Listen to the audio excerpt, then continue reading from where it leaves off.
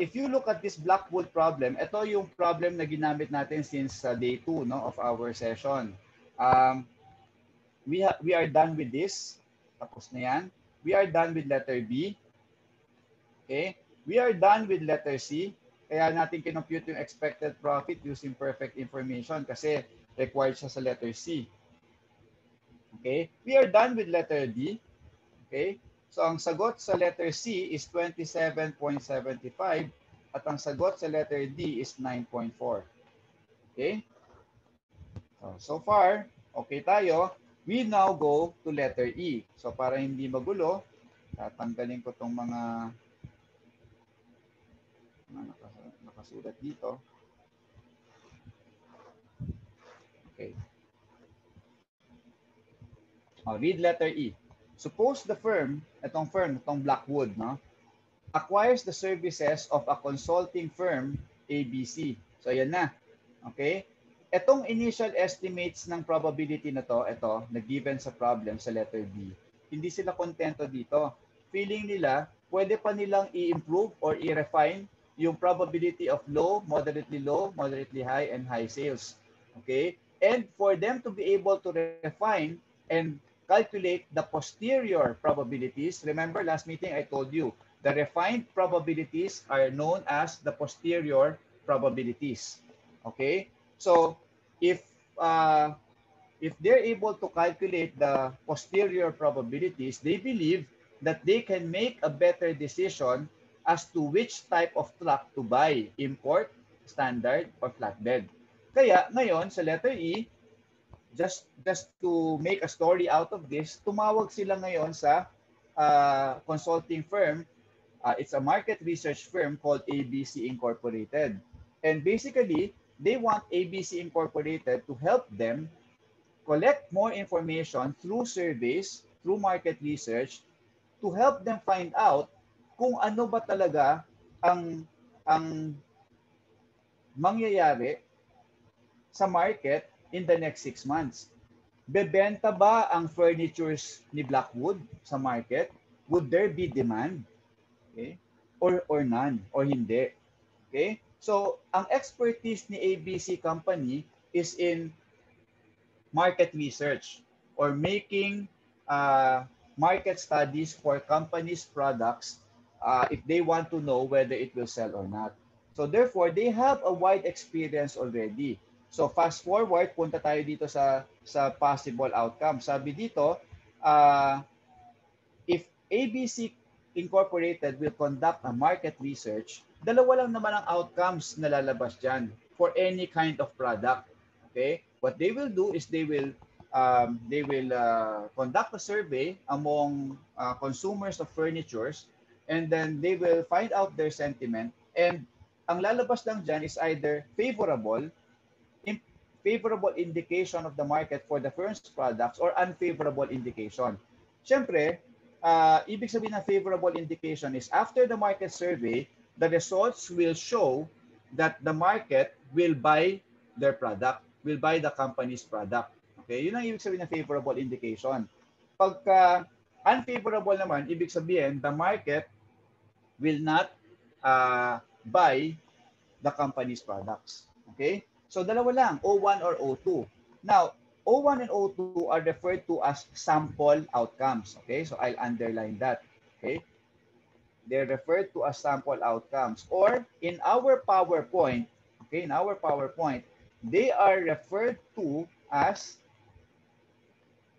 experimental or survey results or outcomes.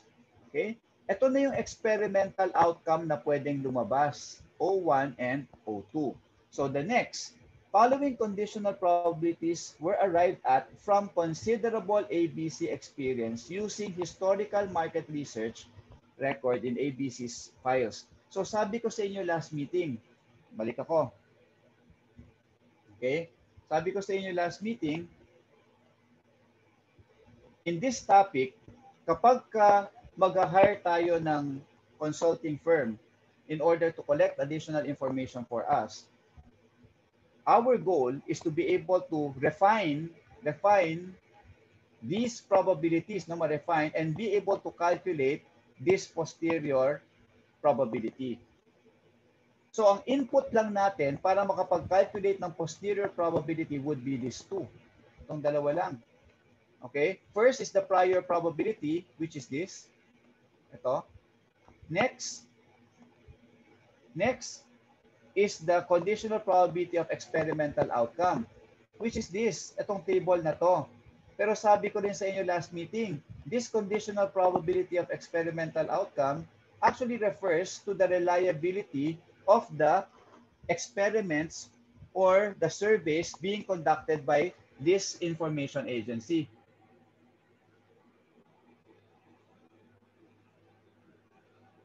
Wait lang ha.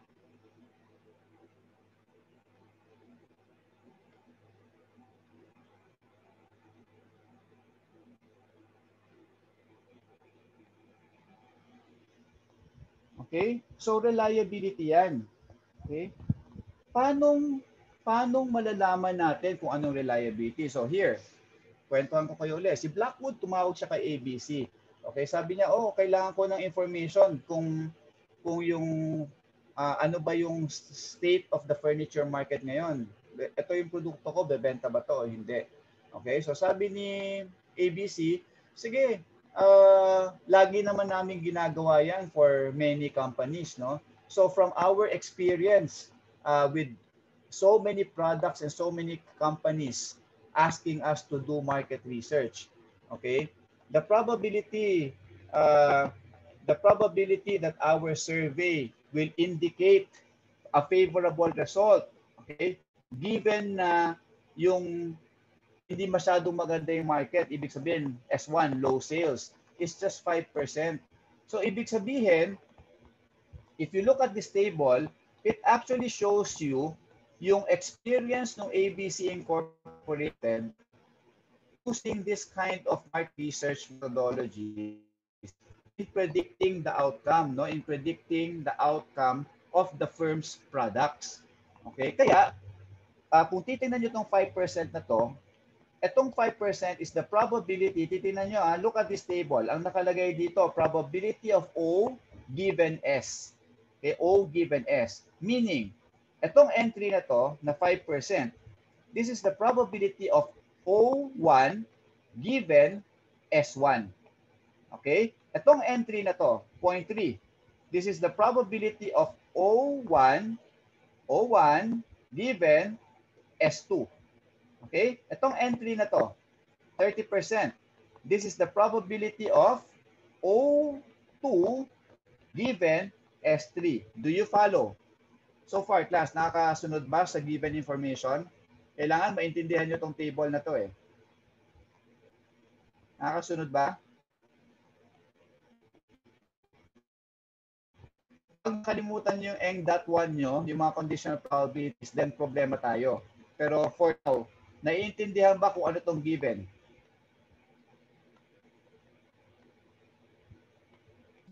Gets pa naman po so far.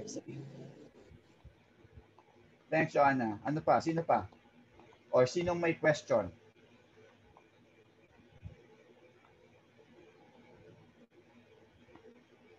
Okay? So pag may question, just feel free to raise your hand or to just interrupt me. Okay? So now, in real life, this problem is actually a bit realistic naman. Kasi in real life, Blackwood, the company making a decision about the trucks, can actually really provide an initial estimate naman talaga of the sales that's going to happen in the next 6 months. Okay? Blackwood can do that because they have experience selling furnitures in the past. Kaya they have that experience to be able to come up with an initial estimate. So that's realistic. Okay? Next, when they call to tap the service of an expert, ABC Inc., a company who has performed countless market surveys for countless companies, then this table is also realistic. Okay? This table is actually a table describing the reliability of ABC Incorporated as far as their predictions of the states of nature is concerned. Okay? Kasi ang ginagawa nila, parang pinipredict nila kung anong mangyayari, di ba? So, alam natin na kapag nilabas natin yung produkto natin in the market, alam natin that either low sales, moderately low, moderately high, or high sales mangyayari. Pero si ABC Incorporated, they can get additional information for them to be able to refine those events, the probabilities of those events.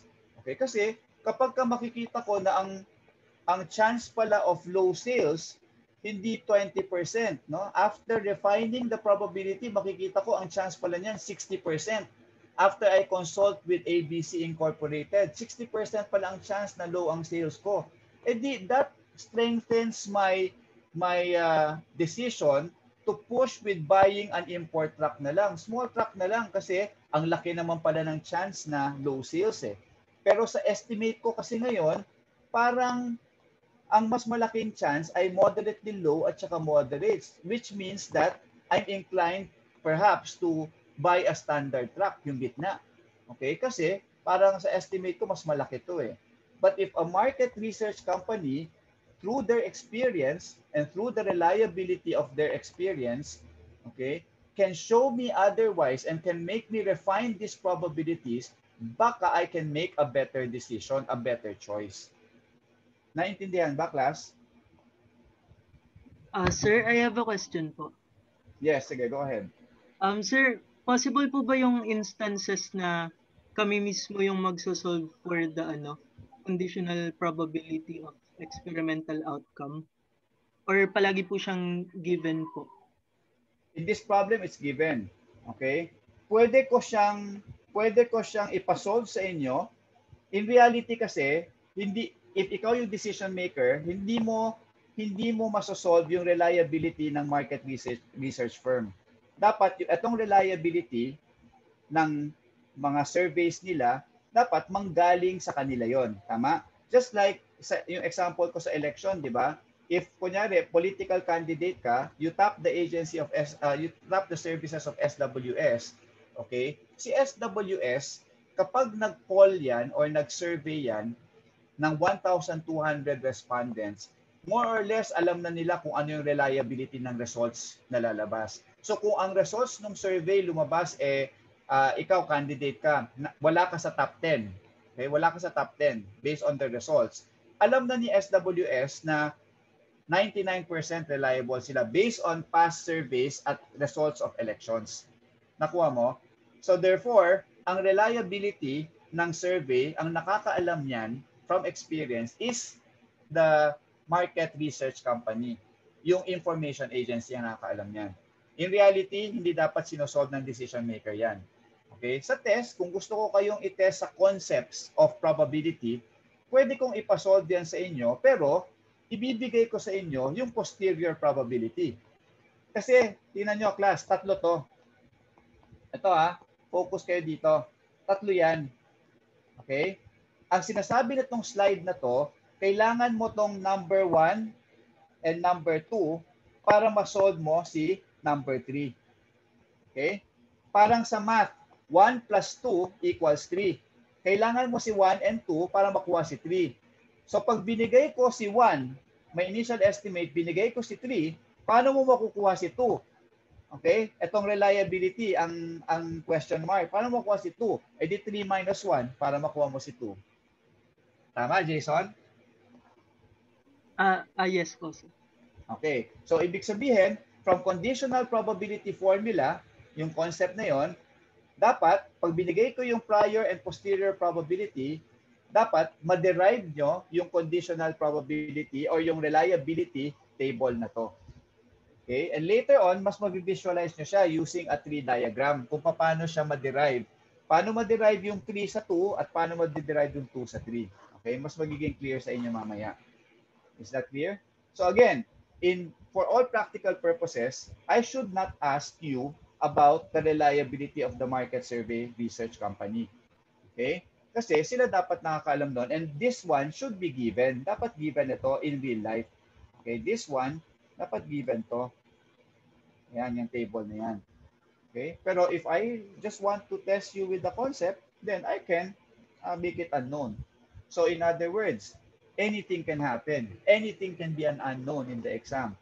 Provided you know all the inputs, you know all the concepts, you will be able to come up with a solution to solve for it. Okay? Okay, balik tayo ha. Any other questions? Any other questions, class? Okay, wala. Okay, so ngayon, interpretation ng values. Okay, gusto ko kasi maintindihan niyo itong table eh. Bakit manggagaling ito kay ABC Incorporated? So, sabi ni ABC Incorporated, based on our historical market research data, ito yung reliability namin. So, tingnan natin. Ano yung O1 ulit? Class, answer. Anong O1? Unmute, answer. What's O1?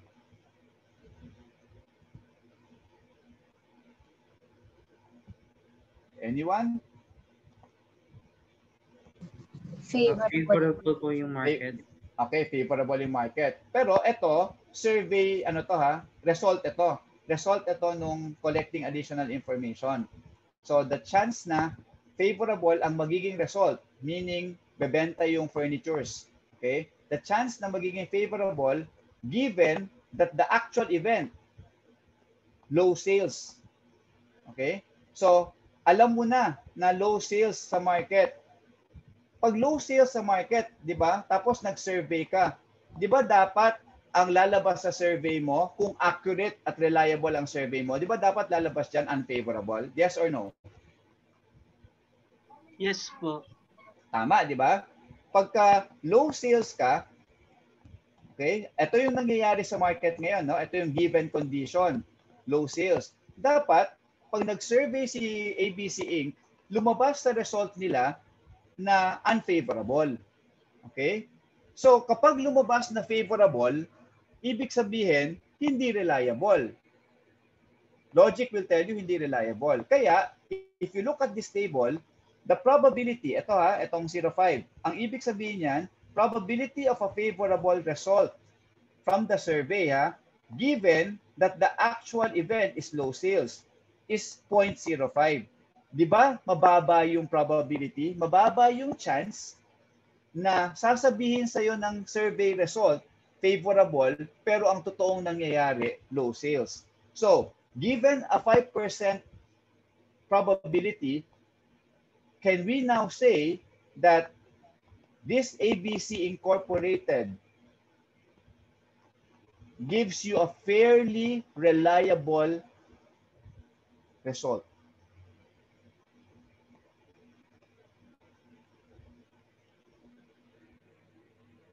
Reliable ba sila o hindi? Reliable, di ba? Bakit natin nasabing reliable? Logical. Kasi mababa nga yung probability, 0.05 lang. Tapos low sales nga siya.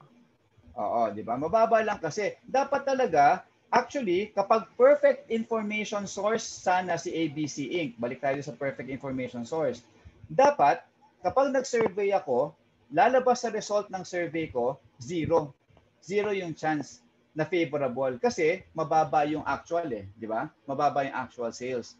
Kaso alam natin na kahit anong survey pa dyan, kahit anong sampling, interview, kahit anong methodology, okay, pag nagko-collect tayo ng data, there will always be error. Alam natin yon. Okay? Kaya, ang 5% na to simply represents yung error nung survey. And kapag 5% yung error, okay na yan. Di ba? Medyo reliable na sila. Okay? Let's go at look at the other extreme. Itong 90%. Itong 90% is the probability naman, okay? Anong interpretation na ito?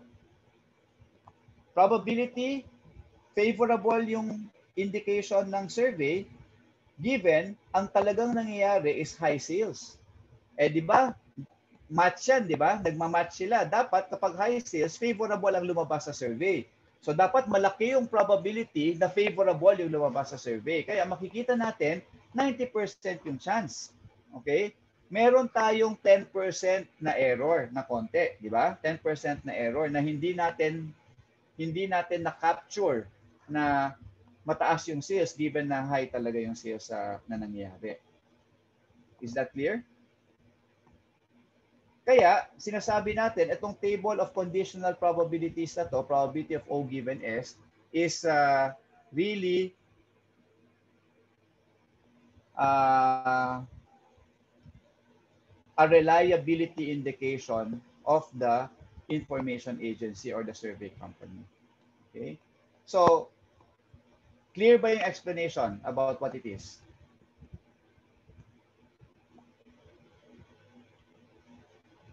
Clear naman po, sir. Okay, so buburahin ko na ha. Yan, buburahin ko na to. Okay? So, sa PowerPoint natin, ito, yung outcome na O is actually denoted by Z. Okay? Capital letter Z. Tapos yung outcome na yung event na S is denoted by phi. So therefore, itong conditional probability na to, kung gagamitin ko yung notation sa PowerPoint, is the same as the probability of Z given phi. Okay? So ito yon. Ito yon. Okay? Itong binibilugan ko ngayon. Yan. May lag no? Naglalag. Ulitin ko. Ito yon. Or ito yon. Yan. Naglalag. Yan. Yan. Okay, nakita nyo na? So, ito, sorry, mali yung tinuturo ko. Ito yon. Hindi ko kasi mabura to eh. Ito, yan, ganyan. Magulo na. Okay? Ito yon. Yan, ito. Ha? Kita nyo yung binibilugan ko ngayon? Yan is actually your table. Itong table na to. Okay?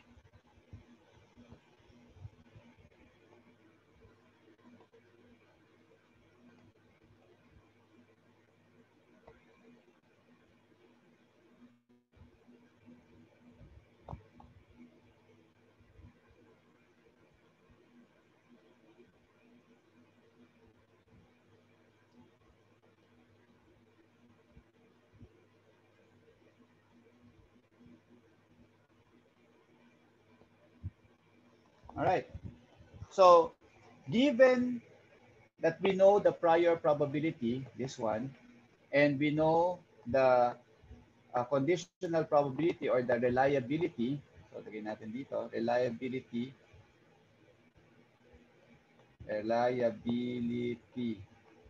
of results. Then, we will now be able to do this. Okay? Find, the first requirement in this problem is to find the posterior probabilities. Okay? Expected payoff with sample information. Ito yung EPSI. Punta na ako dito. Ito yon. Yung pinapa-compute na expected payoff with sample information is your EPSI. And then, expected value of sample information is this one, EVSI naman. Okay? So, yan yung pinapa-compute sa atin. At yan lang ang kailangan natin malaman to compute all those. So, if ABC charges 1,000, find the expected net gain from sample information. Okay. So, now, I would have to erase this. Pikit nyo muna mga mata nyo. Erase ko muna ito lahat. And I'll have to do it all over para maintindihan nyo.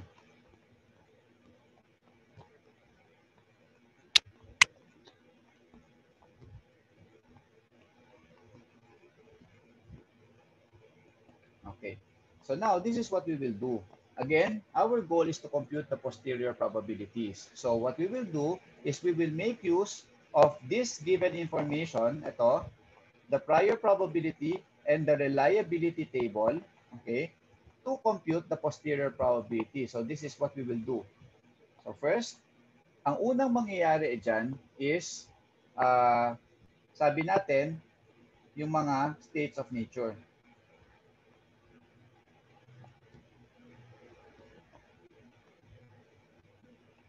Okay, so S1, S2.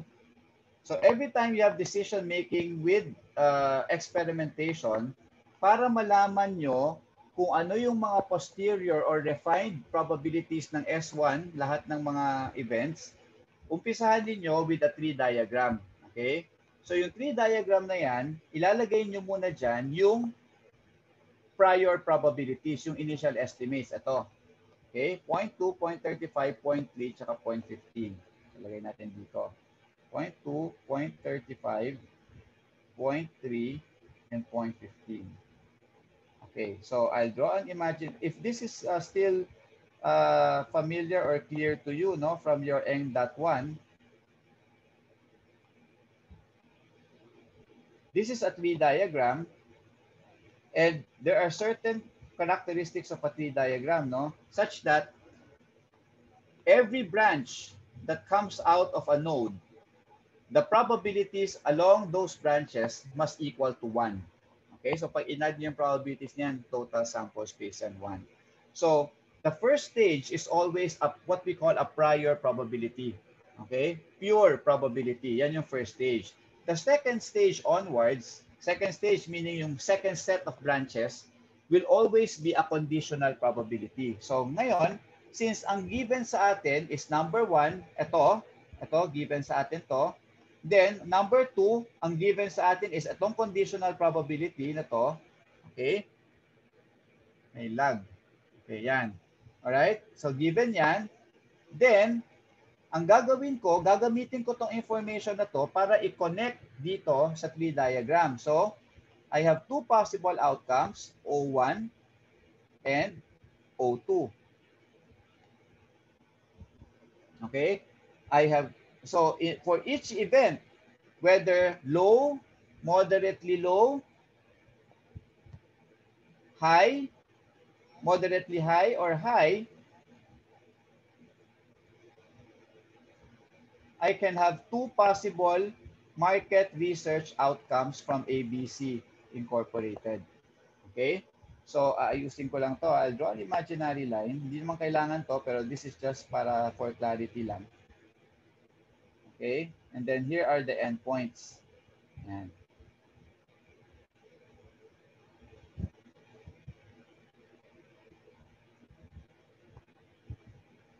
Yan. Okay? So now, anong ilalagay ko dito? No? If you recall your Eng.1, let me erase this.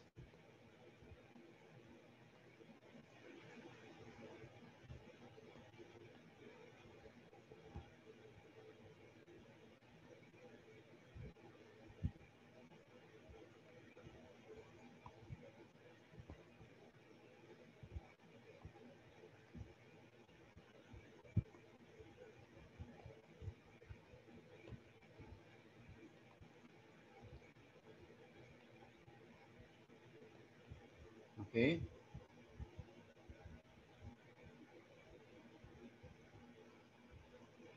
Along this branch, dapat mga branches na to, okay, dapat mga branches na yan, itong mga branches na to,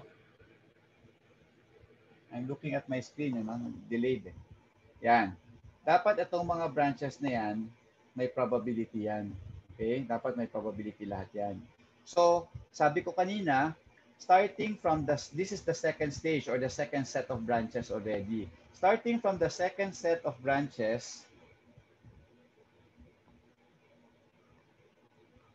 dapat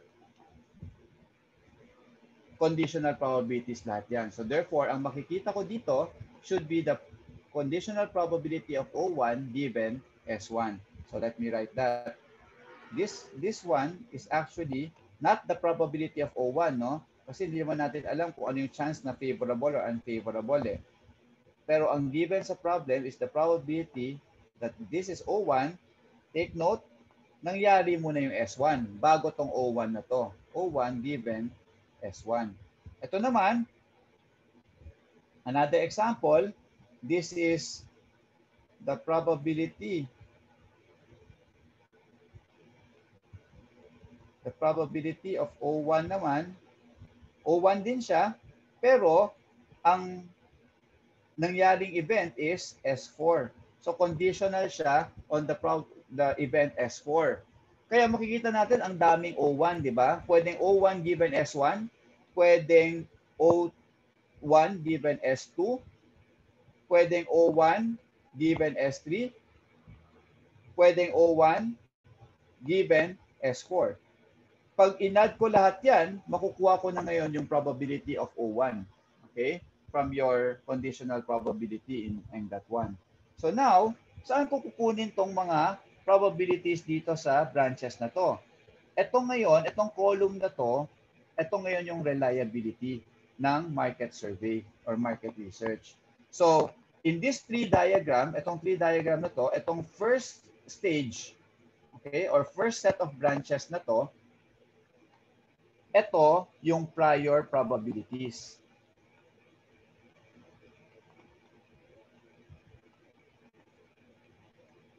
Itong second stage na to, kaya dinidivide ko siya, no? Okay. Itong second stage na to,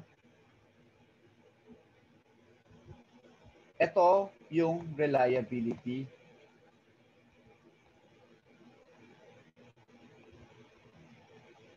of result.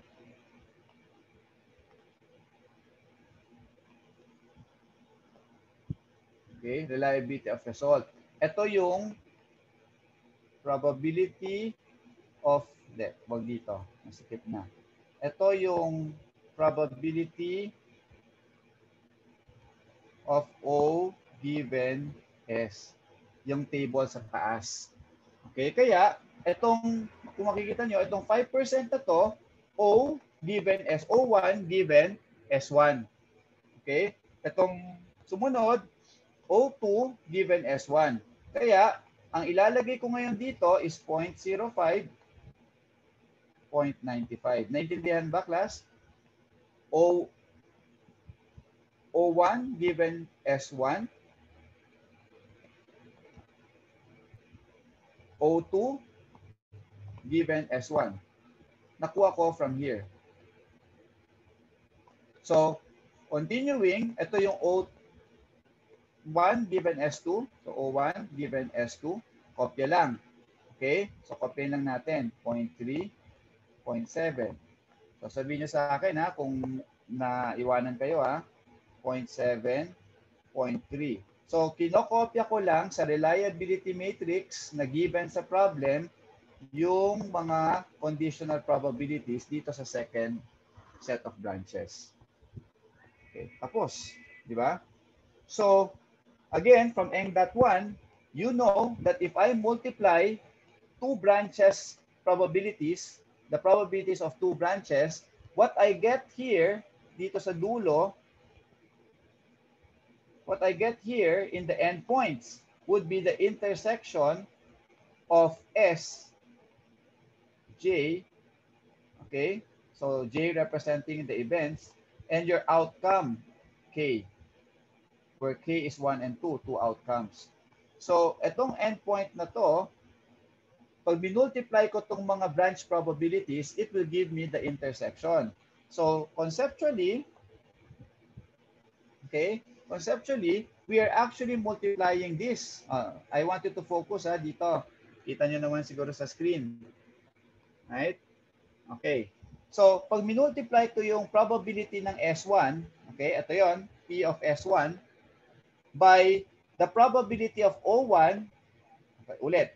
Pag minultiply ko yung probability of S1, okay, which is this, probability of S1, ito yon, by the probability of O1 given S1. Ito yon, O1 given S1. If I multiply these two, alam natin that it will give us the formula for the intersection of S1 and O1 from your Eng.1. Okay? It's somewhere here in your PowerPoint. I'll show you.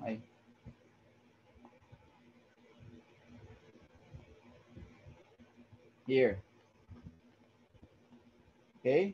The intersection of two events is the product of the prior probability, okay, which is this. Ito yung probability of S1 ito yung probability of O1 given S1. Pag minultiply ko yung S1 times O1 given S1, makukuha ko ngayon yung S1 intersection O1. Okay? So, ito yon. This is exactly what we're doing. So, palitan ko to para mas in formula form, this will now be S1 intersection O1. In the same way, if I get the probability of S1 and I multiply it with the probability of, sulat ko nga dito, ito na lang. If I get the probability of S2, and ito, S2 tayo and I multiply it with the probability of O2 given S2, where is this? Then, what will I get, class? So, kinuha ko to, probability of S2, okay, S2, tapos, minultiply ko to sa O2 given S2. Okay? So, minultiply ko yung 0.35 at saka yung 0.7. Ano makukuha ko? Ito yon, S2 times O2 given S2. Ano yung makukuha ko? I should get the probability of what? S2 given O2. S2 intersection O2. Intersection O2. So, whenever you multiply a pure probability with a conditional probability, okay? Ulit, whenever you multiply a pure probability with a conditional probability, the result will always be an intersection probability. Okay? Kaya, sa tree diagram, basta't nagmumultiply kayo ng first set of branches at saka succeeding branches, automatic yon. First set of branches is always a pure probability. Second set of branches will always be a conditional probability. So, pag nag-multiply kayo ng branch 1 at saka branch 2 na probability, laging ang result niyan will be an intersection probability. So now we can multiply, no? So I'll just get my notes on the product para mabilis.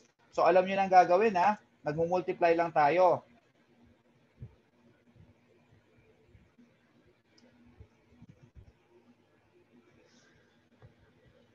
Okay?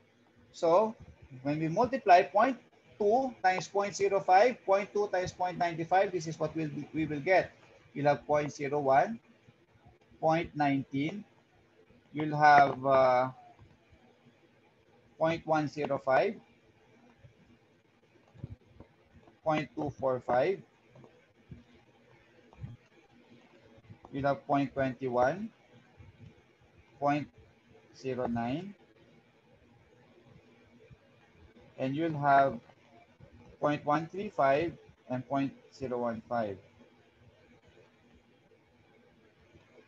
Okay? So, the first three diagram, ang objective natin dito is to calculate the probability of O1 and O2. Kasi, ang gusto natin mangyari is makompute natin ito. This is what we want to do. Makompute natin ito. This one. Yung posterior probability.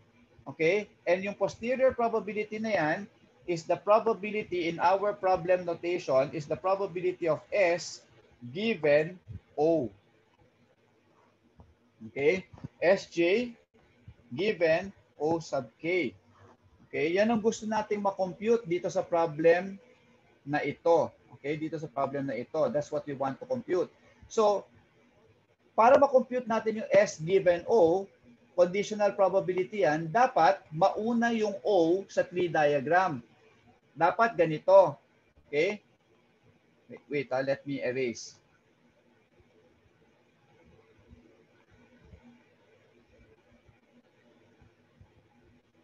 Class, while I'm erasing, any questions? Naintindihan ba yung ginagawa natin so far sa first three?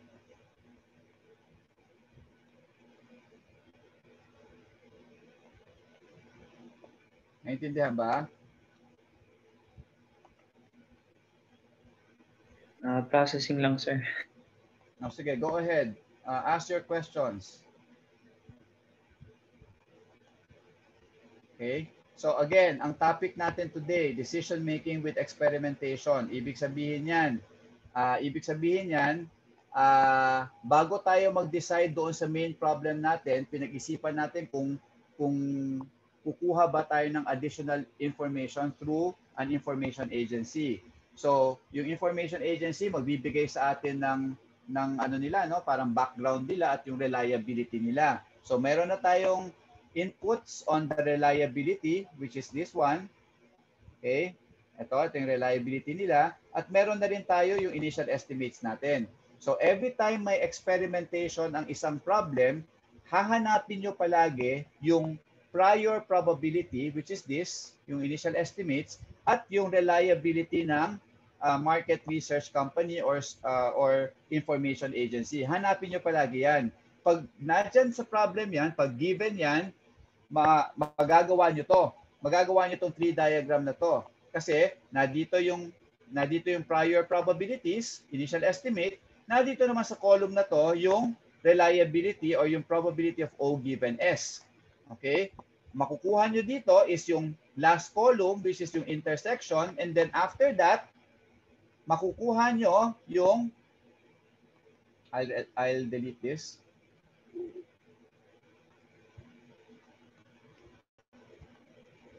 After that, makukuha nyo ngayon ito. Mako-compute nyo ito.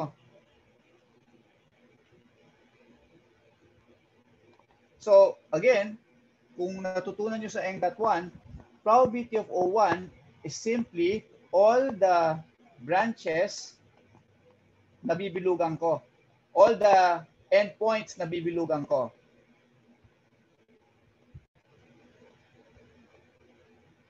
Kung mapapansin niyo, lahat itong binibilugan ko ng red.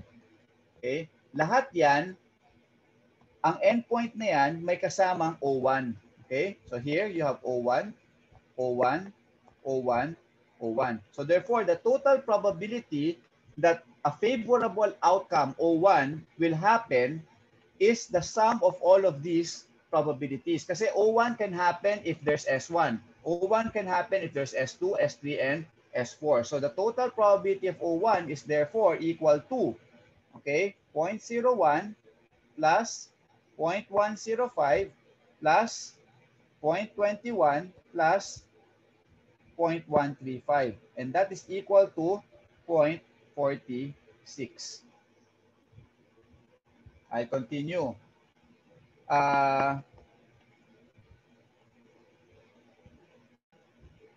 Lahat naman ng bibilugan ko ng purple, okay, yan yung mga endpoints na may O2. O2, O2, O2, and O2. Okay? So therefore, the probability of O2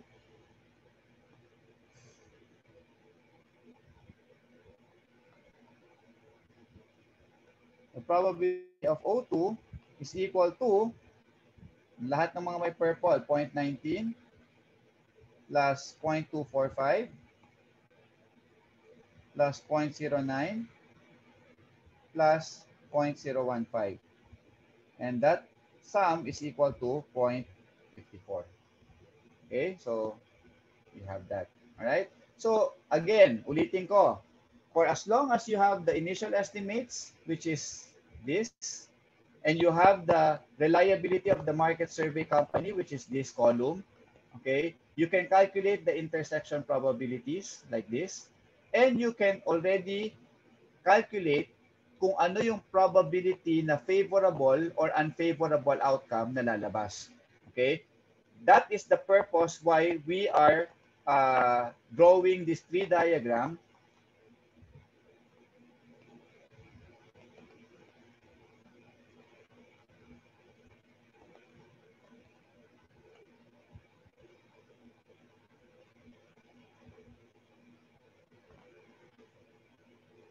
Okay, that's the purpose why we're drawing this tree diagram para makalculate natin itong dalawang to. Okay? So now, after having calculated this, ang gagawin natin is to flip. Okay? Is to flip this tree diagram. Flip means, instead na S1, S2, S3, S4 mauuna, O1, O2 ang mauuna. Okay? Bakit? Kasi, kailangan kong makompute kasi ito.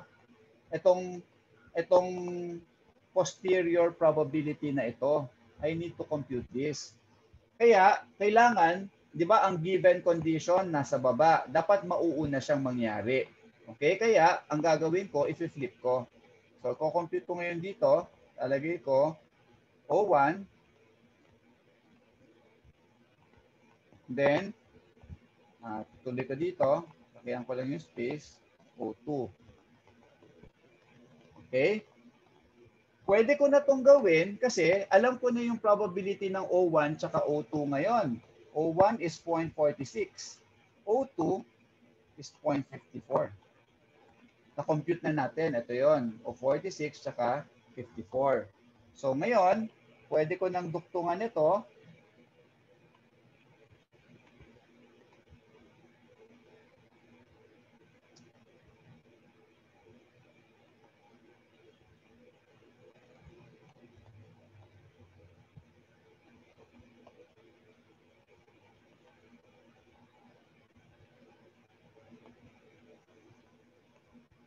So, ang mangyayari kasi talaga, when you call ABC Incorporated, okay, to contract their services, they will conduct a survey for you. Gagawin na nila lahat ng trabaho. And then tatawagan na lang nila kayo or email a report to you. Sasabihin nila, okay, nag-survey na kami at ang result favorable, ang result unfavorable.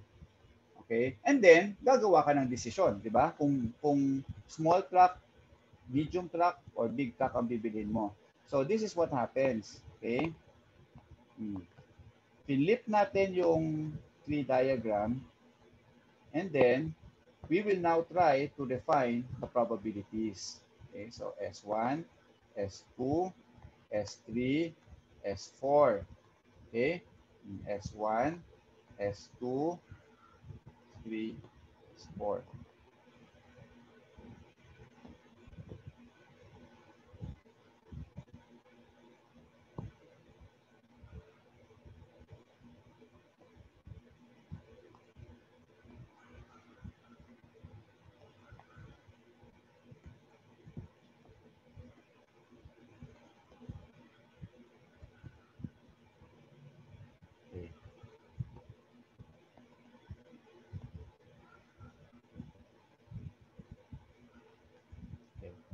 If you see now, itong column na to, itong second set of branches, ito ngayon yung tinatawag nating posterior probabilities.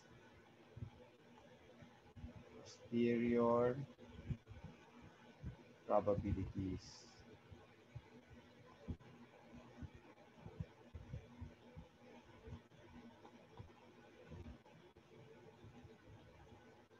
Okay? So, ang interpretation is same as kanina.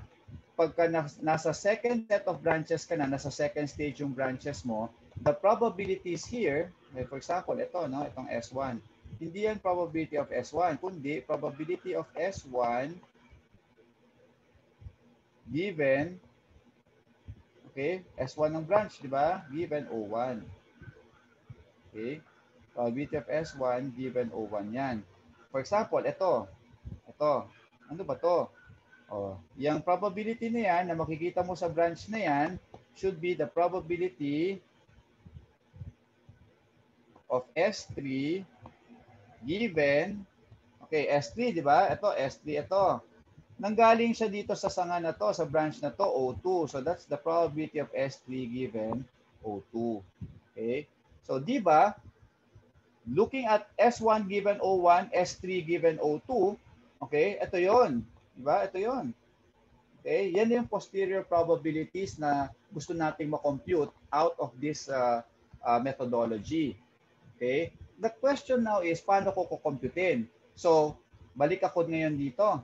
Di ba? Sa unang ginawa ko. Meron akong intersection probability sa dulo. Okay? Nagalag. Teka. Yan, nandiyan na. Meron akong intersection probabilities dito sa first tree diagram na ginawa natin. Okay? These are the, wait lang.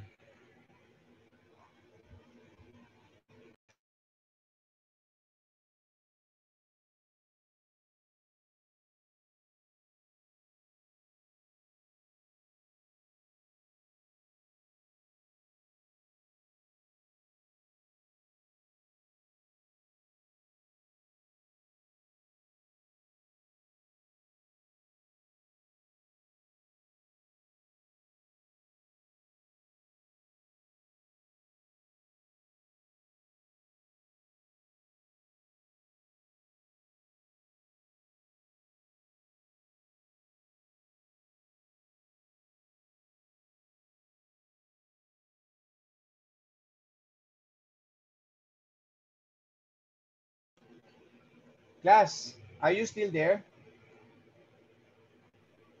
Yes po. Class, Yes, sir. teka, saan ba ako nahinto? Kasi nag-unstable eh. Okay, here, di ba? Kita nyo yung eraser pointer ko? Hindi pa rin eh, oh. Ayun, kita nyo na? Nawawala-wala po. Ayan, nakita na, sir. Kita na, di ba? Okay. Di ba sa first tree diagram, okay, itong column na to, at mga may bilog, kinompute natin ito by multiplying the branch probabilities. Tama? Minultiply natin ito, okay, para makuha ito. Tama? Yes po. Okay. May purpose ito. Kasi kapag finlip ko ngayon, inuna ko si O1, O2, tapos sinunod ko si S1, S2, S3, S4, yung endpoint ko, pareho pa rin. Kasi itong endpoint na to, okay, ang ibig sabihin nitong 01.01 na to is intersection yan ng S1 tsaka O1. Pupunta ko ngayon doon sa second tree diagram. Okay? Okay, nandiyan na ako sa second tree diagram, may lag lang. Itong endpoint na to, 'di ba? Intersection din ito ng O1 tsaka S1, tama ba? Yes po. Okay. So kung ano yung intersection probability doon sa first tree, yan din yung intersection probability sa second tree kasi pareho naman yung events mo O1 tsaka S1. Magkapareho naman. So therefore, ano yung intersection probability sa taas? O1 and S1. 0.01, tama? Yes po. Okay. So, itong second column, posterior probabilities yan yung kino-compute natin. Itong last column is still the intersection, kung ano yung nakita nyo sa first tree, no? O intersection S or S intersection O, pareho lang yan. Okay? Walang pinagkaiba yan, commutative yan. So, okay. Yan. So, yung last column is still this one. S intersection O. So, itong endpoint na to, class, answer me. This is the intersection between what two events?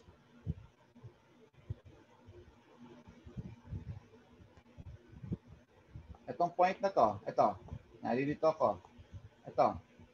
Yan. Intersection yan ng ano?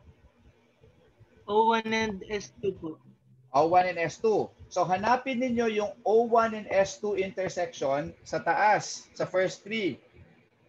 O1 and S2. Ano yung intersection ng O1 tsaka S2 sa first tree? 0.105. Okay, 0.105. So, susulat ko ngayon, 0.105. Ano yung intersection ngayon ng O1 tsaka S3 sa first tree? 0.21 po. 0.21. Tapos yung O1 tsaka S4, ito, 0.135 po. 0.135. Okay, good. I hope the rest of the class is following. So pareho lang yon. So I can derive this from the first three. And then S1 tsaka O2 naman. Ano yung intersection nila? 0.19 po. Okay, 0.19. Then the rest will follow, no? 0.245. Alam niyo na kung saan kukunin. And then 0.09.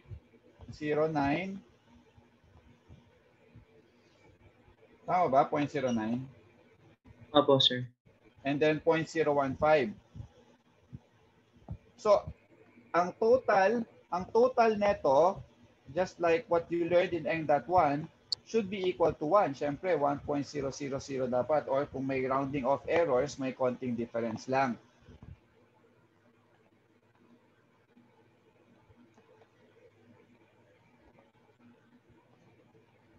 Okay, so, gets? Nakuha niyo na to?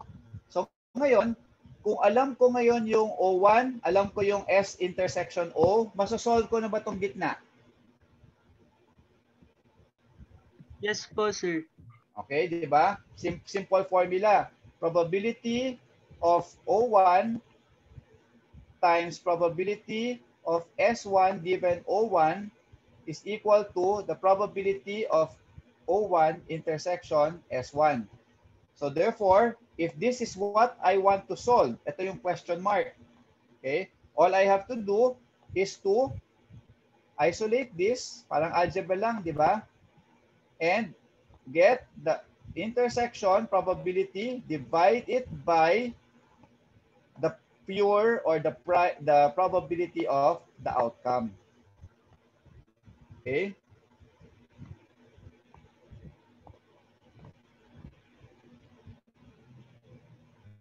Yan.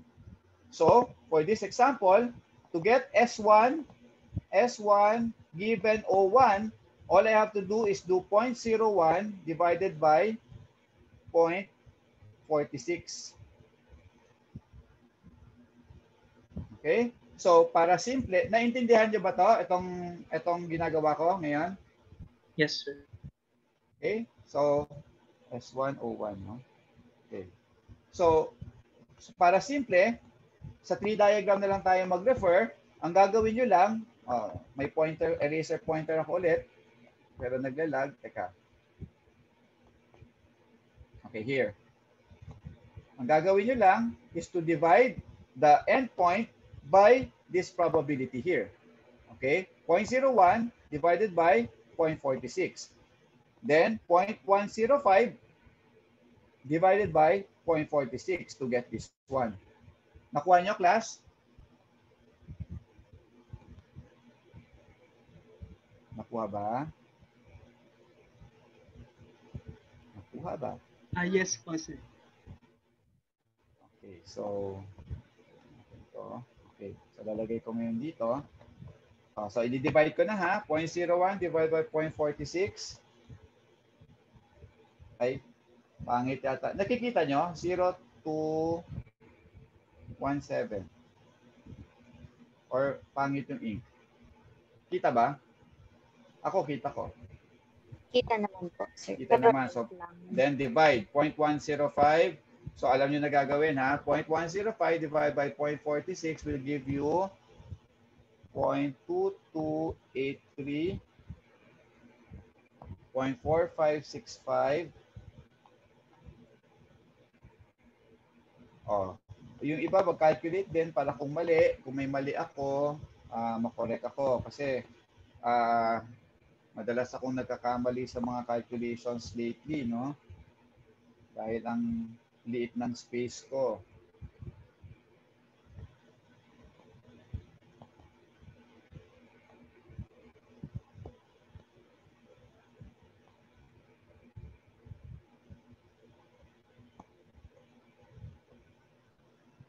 Okay? So ngayon, yung goal natin which is to compute the posterior probabilities, nagawa na natin. Okay? Nagawa natin. So, question, do we stop here? Ang sabi sa problem sa atin, ang dami pinapahanap, di ba? Hanapin daw natin yung nakuha na natin to, posterior probabilities. Check. Okay? We got that na. Ang kailangan na natin is hanapin yung expected payoff with sample information and expected value of sample information. Ito mahaba to. Okay? This is lengthy. Hopefully matapos pa natin. Okay, so what's next? I'll erase this.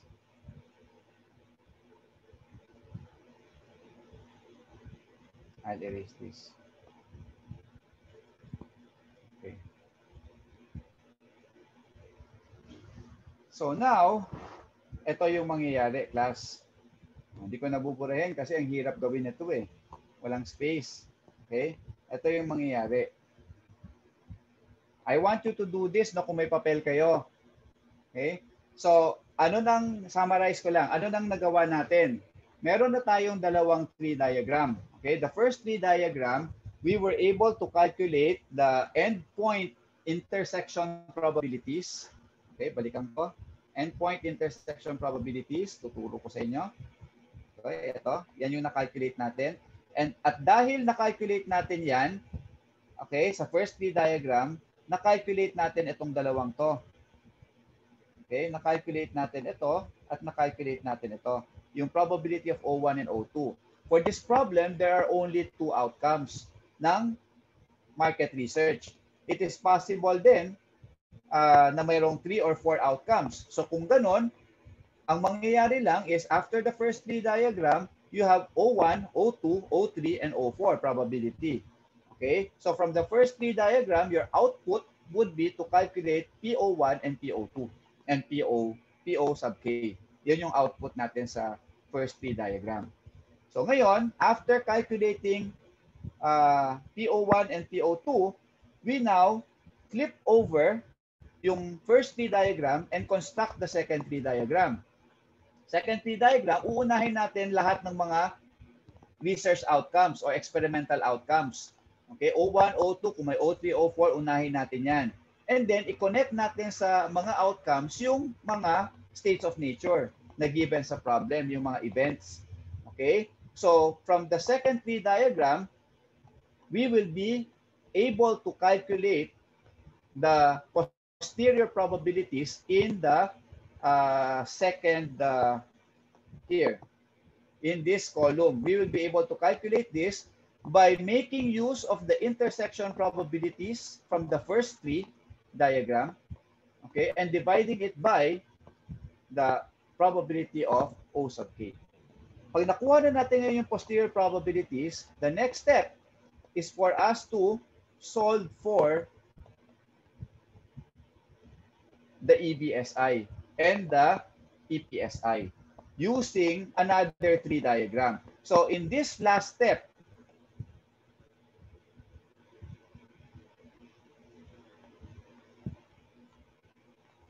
okay, in this final step,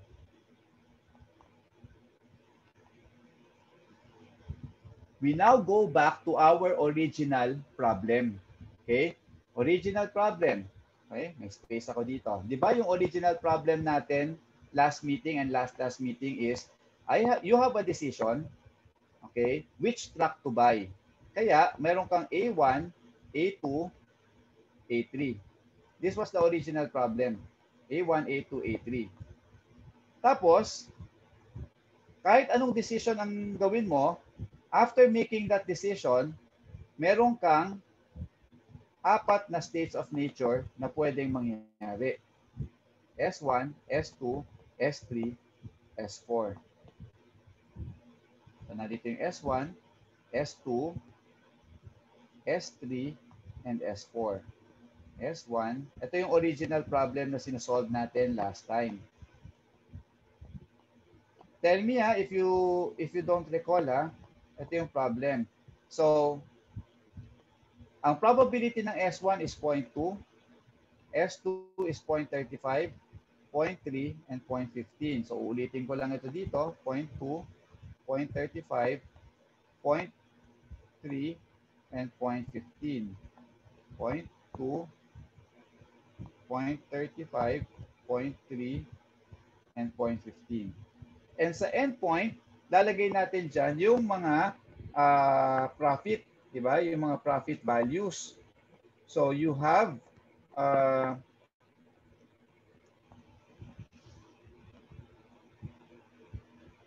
20, 10, 15, 25. And then you have 15, 25, 12, and 20. And then you have negative 20, negative 5, 30, and 40. Isn't it? Sorry, mali yung ano ko, no? Wait. Okay. Then, here, dapat circle siya. Event node. Event node.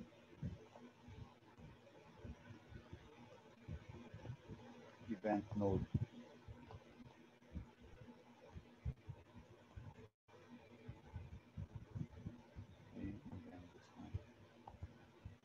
All right. So, isn't it? This is our problem. Last. Yes po. Yan yung problem, di ba? Di ba last time ang ginawa natin, nag-base rule tayo, di ba? So sa base rule, 20 times 0.2, 10 times 0.35, 15 times 0.3, 25 times 0.15, mayroon tayong na-solve dito, di ba? Kinompute natin ito. Tama ba? Yes po. Okay. So ulit, anong lumabas last time sa base rule? Ito, naalala ko to, 18.35 ito. Okay? Ito, hindi ko na maalala. Ano ba yan?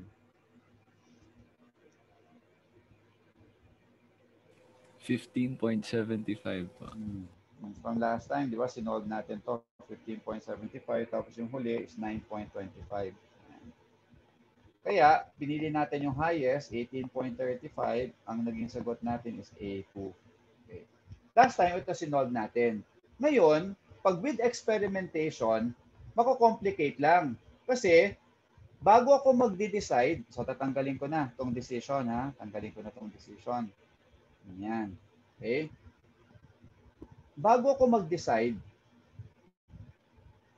tinawagan ko muna yung ABC Incorporated. Okay? Sabi ko, kuha mo naman ako ng additional information para matulungan mo ko sa tamang desisyon. But in the process of getting additional information, syempre, iintayin ko si ABC Incorporated na gawin yung survey niya. Okay? Iintayin kong gawin niya survey niya. Pag nagawa na yung survey niya about furniture outlook in the market, ibibigay niya sa akin yung survey results. Ito yun. Okay? So, bibigyan ko lang ng perspective. Ito yun. So, magkakaroon ka ngayon ng, bago ka gagawa nitong decision square node na to, itong box na to, magkakaroon ka ngayon ng ganito. O1 and O2. Okay? Dalawa kasi yung pwedeng outcomes ng survey, O1 and O2. So, regardless of what outcome comes out, okay, gagawa ka ngayon ng decision mo. So, ang nangyari, yung original problem natin na, which is this one, this is our original problem, dalawang beses siya mag-a-appear sa with experimentation. Kasi may dalawang outcomes na iduduktong. So, kung favorable yung maging result ng survey, meron kang decision, syempre. Kung unfavorable, meron ka rin decision. Correct? So, ang magbabago lang is this one. Magbabago to. Kasi, sa base rule, ang ginamit natin dito is yung prior probabilities. Pero ngayon, decision making with experimentation, pag inumpisahan natin sa result ng survey, which is O1 and O2, dapat meron na tayong revised or posterior probability. Okay? Nakuha nyo, class? So, ang mangyayari is yung initial problem natin na ito lang sana, okay, magiging ganito. Ito ngayon yung final step. Okay? And I hope you understand. Okay, tingnan nyo to. Okay, so mag-uumpisa tayo sa market survey. Ano yung event na yon? Yung event na yon is favorable or unfavorable yung magiging result ng survey. Okay, dito mag-uumpisa ang lahat bago tayo makakapaggawa ng decision. So if favorable siya, ito ngayon yung decision problem mo. Ayan. Okay? Yan yung magiging decision problem mo kapag favorable.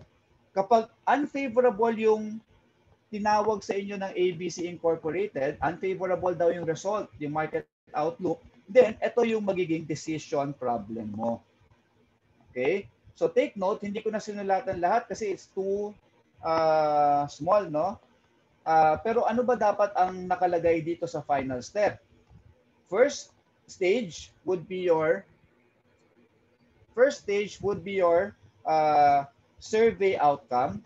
At ano yung probability ng survey outcomes na yan? Na-compute na natin from the first three diagram, 0.46 and 0.54. Okay? Next, after each survey outcome, iduduktong natin ngayon yung original decision problem natin. What we had earlier. Diba? Yung original decision problem. Pero, Etong states of nature na probability, instead of the prior probabilities ang ilalagay natin dyan, ang ilalagay natin dito would be the refined probabilities. Okay? Or the posterior probabilities. So tingnan nyo, saan ko kinuha itong 02172283 na to? Dito ko yan kinuha. 02172283. Dito ko kinuha yan. Okay? Yan.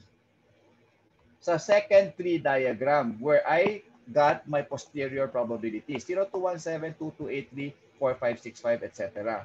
Okay? So, balik ako. Okay, balik ako dito. Okay, sa final step. So, etong probabilities na to, 02172283, 4565, saka 2935, kopyahin nyo lang to dito. Same lang yan. Kasi, bakit same? Kasi, nanggaling yan pareho dito sa O1. Okay? Itong mga posterior probabilities na to, S1 given O1, lahat yan given O1. Okay? So, itong tatlong to, pareho lang dyan. Tapos, itong second set naman na to, na decision, decision problem, manggagaling naman kapag ka yung survey results natin ay unfavorable. Sinabi sa atin na unfavorable. Ito yung decision problem natin. So, ang given condition natin ngayon dito is O2. Kaya lahat ng posterior probabilities na given O2, dito natin ilalagay. Okay? 35194537. Tingnan nyo sa second tree diagram natin. Ito yung mga posterior probabilities given O2. So, this one, at saka ito, pareho lang yan dyan sa first set. Kaya kukopyahin nyo lang yan. So now, you have two decision problems na meron ng posterior probabilities. Sa dulo, ilalagay nyo lang, just like before, okay, yung profit or yung payoff for each state of nature and for each alternative pair. Okay, yan yung profit. Tapos ito, sa original problem nyo makukuha to. Okay, kopyahin nyo lang ito dito. Okay, just copy. So, magiging ganito, 20, 10, 15, 25.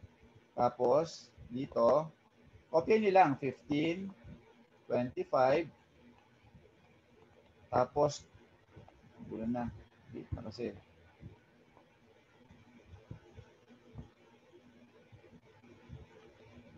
$15, 25.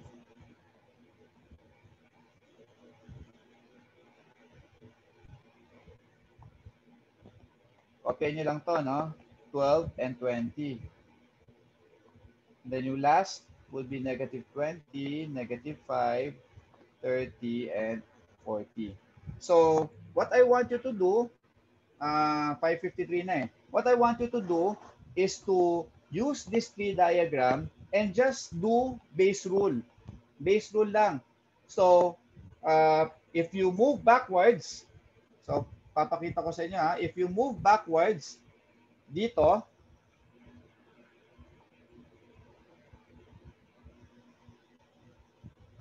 ang makukuha nyo dito is, sandali ha.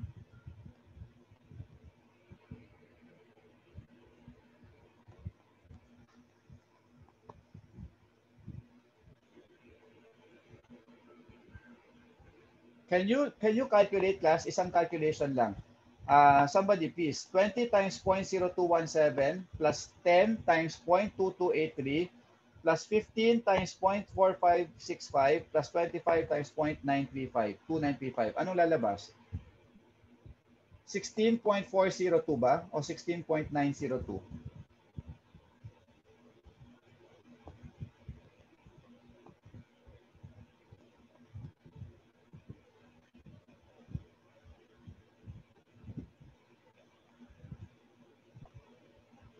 Sir, nakuha ko po 16.902. Okay, 16.902.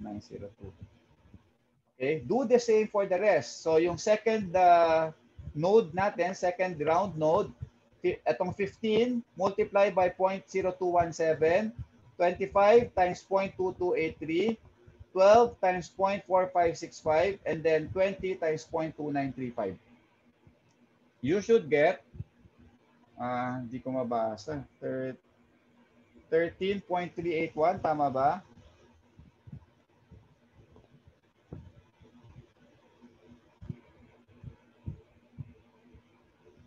Sir, 17.38 po. Ay, ano? 17.38 ba? Somebody please verify. Sir, 17.38 nakuha ko po. Okay, so tama kayo, mali ako. And then lastly is 23.35, okay? Tapos dito naman sa second set, kapag O2 yung nangyari,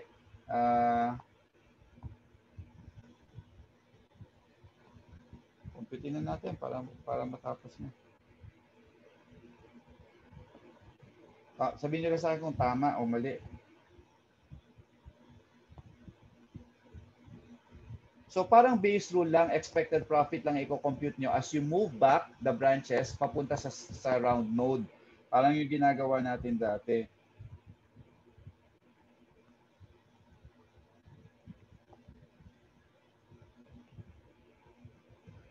Tama ba, class?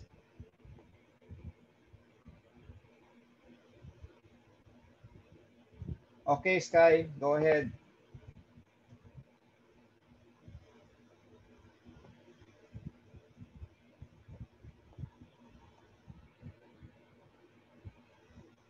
Sir, tama naman po. Okay. So, ganun pa rin. So, parang yung original problem natin, naging dalawa lang. Okay? Naging dalawa lang kasi dalawa yung outcomes na pwedeng mangyari doon sa survey.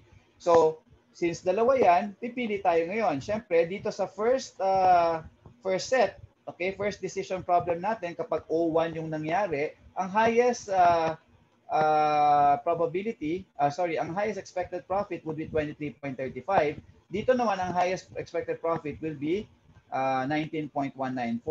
So, lalagay ko ngayon dito. 23.35, 19, okay, by bricks. Okay, 19.194.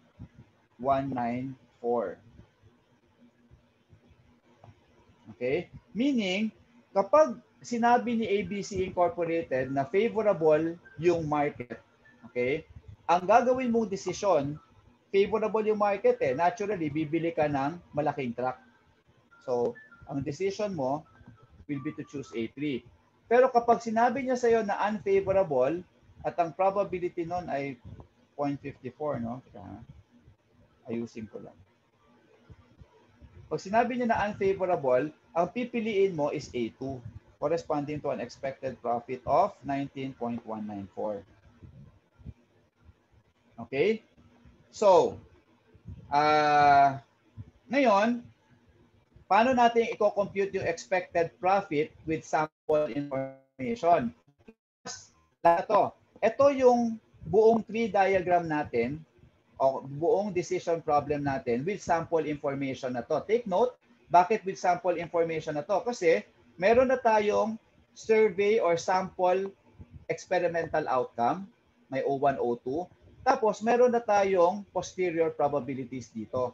Okay? Kaya, we are now ready kung anumang expected profit ang mako-compute natin dito, yan yung expected profit using sample information. Kaya, to compute EPSI is very easy. Okay? Once you have this table, the expected profit having information is 23.35. Dali, burahin ko muna to. Okay. 23, ayan 23.35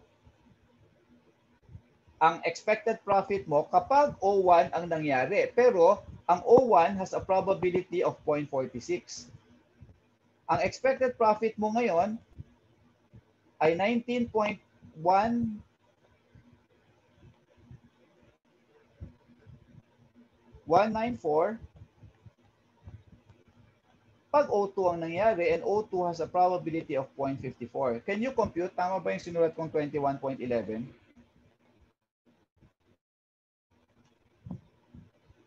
For the 16 students I have left, tama ba yung 21.11? Yes, sir. Okay. So, nasolve na natin ngayon yung expected profit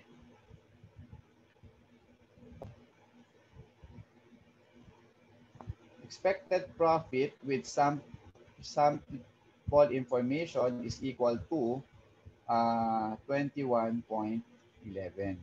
Okay. So once na-compute nyo na yung expected profit na may sample information, i-compare nyo na ito ngayon doon sa expected profit natin kanina without sample information. Di ba ito yung expected profit natin? 18.35.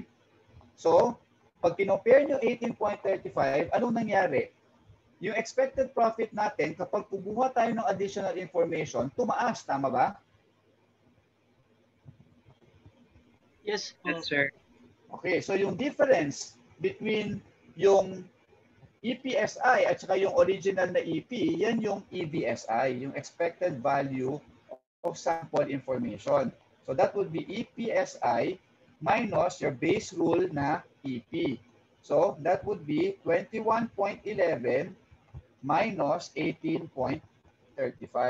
So ang lalabas na value for EVSI becomes a basis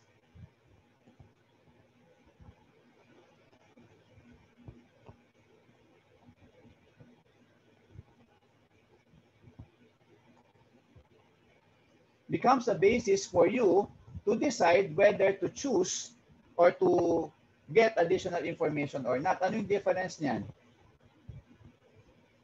2.76, tama? Yes, sir. Okay, so 2.76. So ngayon, pinapakompute din sa atin yung ENGS. So ang ENGS is simply equal to your EVSI minus your CAI, which is the cost of acquiring additional information. Sabi sa problem, na mag-charge, ito, if ABC charges 1,000, find the expected net gain from sample information. So nag-charge siya ng 1,000. Of course, the data here is in thousands, no? So, therefore, EVSI is 2.76. 1,000 minus 1,000. So, meron ka pang 1.76. It's greater than 0. So, therefore, proceed with collecting additional information. Is that clear? Meron ka pang expected net gain kasi from sampling. Okay? May value pa sa'yo yung pagkuha ng additional information. So therefore, for this problem, the final answer would be everything that is boxed here. Okay? So ang decision rule natin is if O1 happens, kapag lumabas na yung survey ni ABC Incorporated, if O1 happens, then you choose A3. And the expected profit is 23.35. But if O2 happens, you choose A2 and the expected profit is 19.94, which is in 19.194 ba o 19.94 plus? 19.194. Okay, 19.194. So change natin to.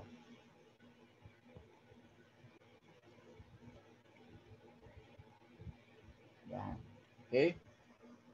So, hanggang dyan ngayon yung lecture natin today. So natapos na natin yung